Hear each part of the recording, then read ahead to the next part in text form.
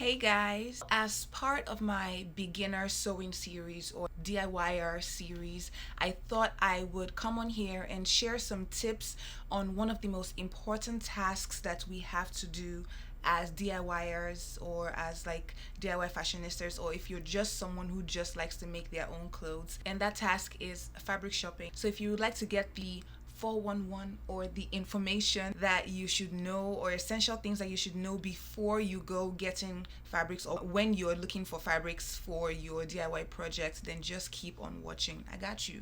Okay.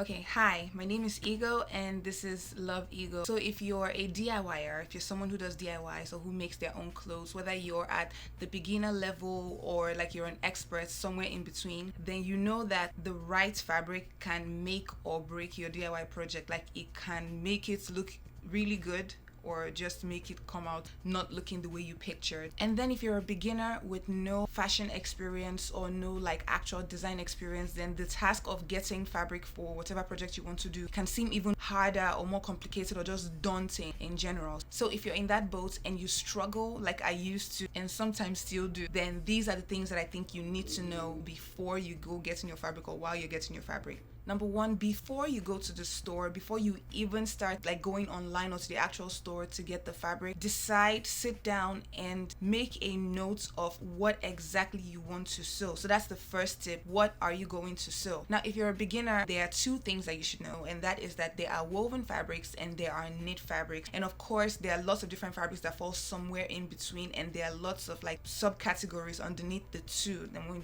that's when we start coming into the details of like cotton and quilts and all those other stuff. But basically you can either get woven fabric and you can get knit fabrics. Now knit fabrics probably constitute most of the things that you have at home: your t-shirts, your leggings, your athletic wear, your underwear, basically things that have a lot or a bit of stretch to them. And those really aren't like the best types of fabrics to start out with if you're a beginner sewing person. I don't know what we're called, that's because they're usually more complicated for the sewing machine to manipulate, and they require different seams. They're not the easiest things to use if you're just starting out. So you probably want to start out with woven fabrics. Now woven fabrics by definition have the threads a lot more together than knit fabrics, so they don't have a lot of stretch to them, and those are the things that constitutes the other outfits that we have. Most dresses that don't stretch, your regular button down t-shirts, your regular button down skirts, most woven fabrics, when they're made into outfits, usually require the use of like zippers and button pops or buttonholes and all that type of stuff. So basically, to the first point, make a mental note of what you want to make, and then if you're starting out, my advice is to try to start by making things that require woven fabrics, right? Because they are the easiest to use, they're the easiest to manipulate,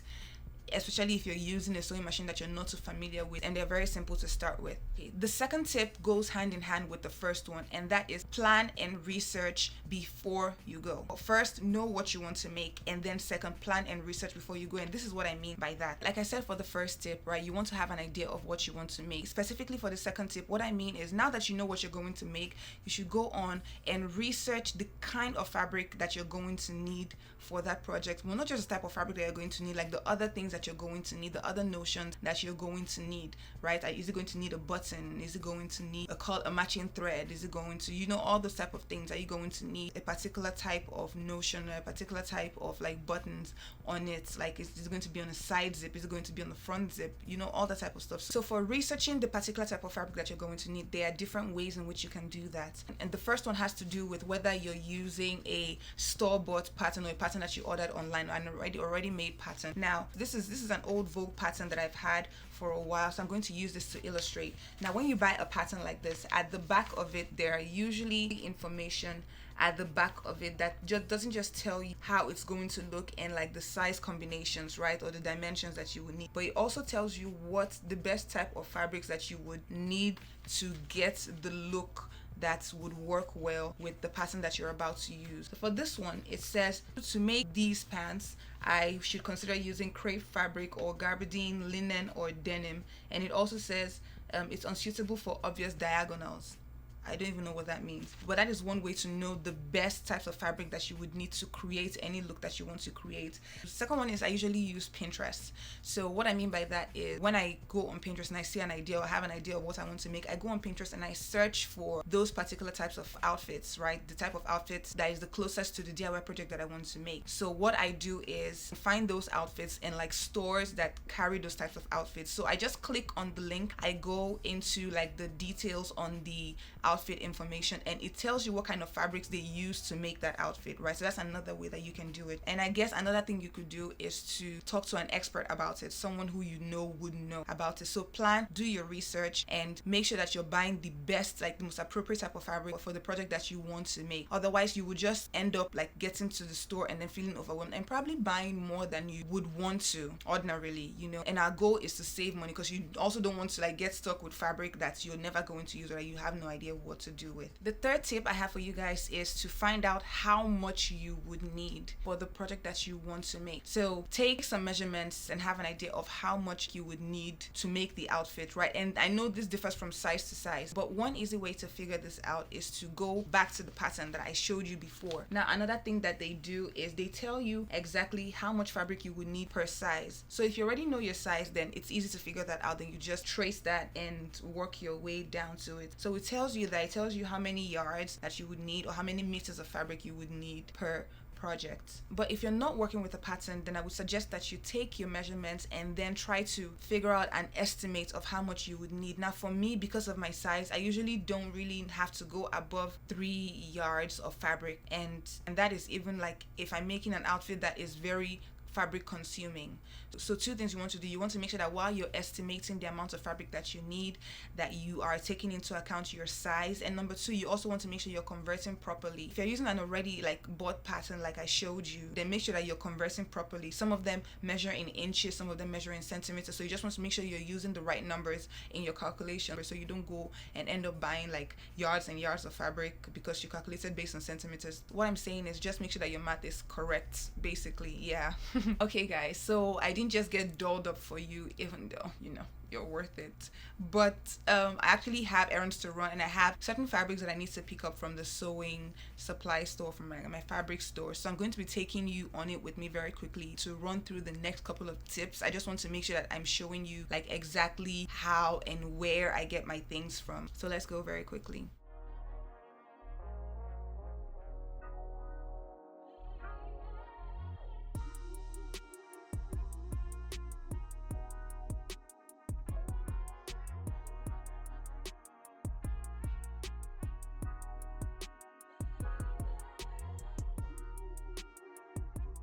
So as you can see, I've gotten to the store and I'm walking around with my paper and my pen with me, and that's because like I have a note on the things that I want to make and the fabrics and the amount of fabrics that I would need to make those things. So that's why I'm walking around the store. My fourth tip for you is when you get to the store to ask for assistance if you need it from some of the experts that are there. Of course, you could be in a situation like mine where there are no like actual fabric experts, the people that are just there to cut the fabric and to sell to you. But if you do find yourself in a place where there are fabric experts, then you want to take advantage of that and ask for assistance wherever necessary. Number 5 tip is to check the fabric bolts for information. So fabrics, they usually come on this like hardened cardboard wooden thing that have the fabrics wrapped all over them, and at the edges of those things are some information, particularly on care of the fabric and how to use the fabric and what exactly the fabric contains. So you want to make sure you look at that information. Now I don't just look at the information. Sometimes if it's necessary and if it's information that I really want to remember, I try to take a note of them, or I take a picture with my phone or something. So as you're checking the fabric, check the bolts for information. That's very important. It can be very, very helpful.